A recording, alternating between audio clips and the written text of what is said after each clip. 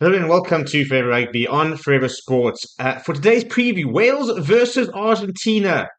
Weirdly, I think this could be actually the quarterfinal of the weekend in terms of I'm very interested to see where this goes.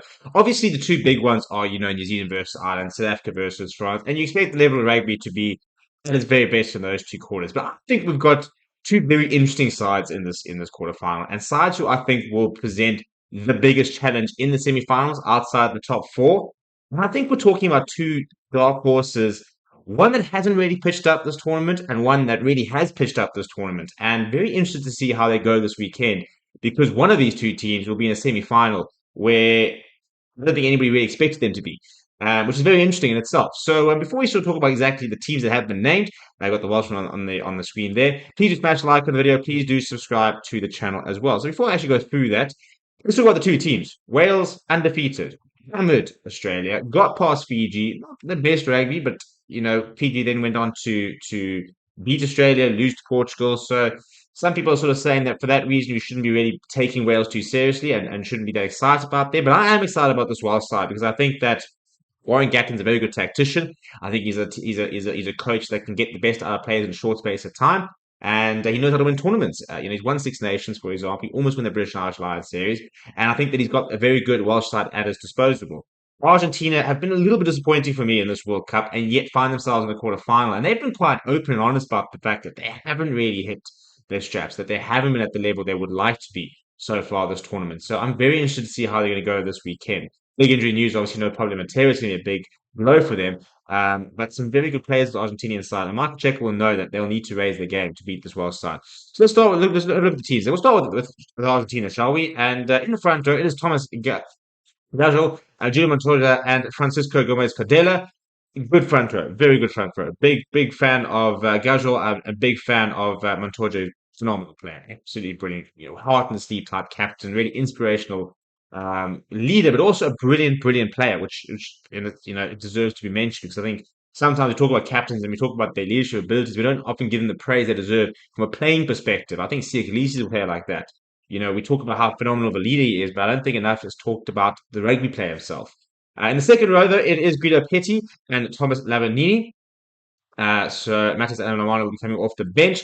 And in the back row, Jean-Martin Gonzalez goes down to this number 6 jersey. He will replace Pablo Matera there. He shifts from the 8 to the 6 to make way for Facundo Isa, whilst Marcus Kremer is in the number 7 jersey. He's a player, whenever Argentina play well, he's usually in the thick of things. Thomas Kubeli gets a start next to Thomas Santiago Carreras. And then it was the two wings last weekend I was most impressed with. Mateo Carreras was absolutely outstanding against Japan. They'll need him to have a similar game this weekend. Emiliano Buffelli is absolutely world class. In the centres, you've got Santiago Chukwubaras next to Lucio Cinti. Big fan of both those players. Lucio Cinti, I think, is going to be a great player for many years to come. And that fullback, Jean-Cruz Malia, nice player, good attacking threat. Off the bench, it is Augustin Creevy with all that experience. Joel Slavi, Eduardo Bello, Matias Delamano, Rodrigo Bruni, Lituno Mazan Velez, and Nicolas Sanchez and Matthias Moroni. Very cool to see Nicolas Sanchez really rolling back the years when he's been coming on and say at his best because prime Nicolas Sanchez was unmatched almost in terms of Argentinian players. But looking so composed when he comes on, bringing that experience. He's been there, he's done that. He's been there for some massive moments in an Argentina jersey, and this would be another one that he'll really like to step up for when he comes on later in the game.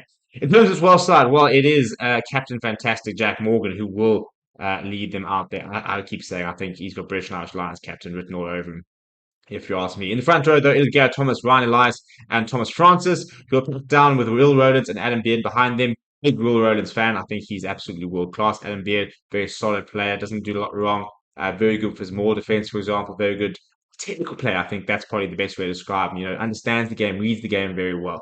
Then in the back row, Jack Morgan, Tommy Reffel, and Aaron Wainwright, big Wainwright fan, and I think Jack Morgan is just absolutely world class. Gareth Davies will partner Dan Bigger, who returns to the lineup after the shoulder injury against Wales. He is back fit and firing. Josh Adams, Louis Reese Zammit, the two wings. In the centres, you've got Nick Tompkins next to the ever-present George North. What a player he is. And then Liam Williams at full back. Off the bench, it'll be Dewey Lake, Corey Donachowski, and Dylan Lewis in the front row. Then you've got Daff Jenkins, Christ Trunza, Thomas Williams, Simon Costello, and Rio Dyer. Take away, a Dylan Lewis, a Thomas Williams, for example. Not a lot of experience on this Welsh bench, very much the next generation, but some exciting players. Big fan of Sam Costello, big fan of Christ Trunza. I think those two are going to be Welsh mainstays for years and years to come. Difficult one to call. I think Wales have got this though, to be honest. I'll tell you what, I think if this Welsh side gets to a semi-final, I think they've got it in them to make life a bit difficult for whoever they play. Maybe that's being generous, given the fact that they haven't maybe played the best opposition so far in the tournament. But I've been very impressed with what I've seen from them, and I genuinely think that they could step up and make themselves be heard a little bit. They've got players. That's the thing, and that's what I said in the beginning of the tournament. I said they've got on paper. I really like the look of this team. It's just where they can sort of bring it together quickly in a World Cup situation, which they looks to have been able to do.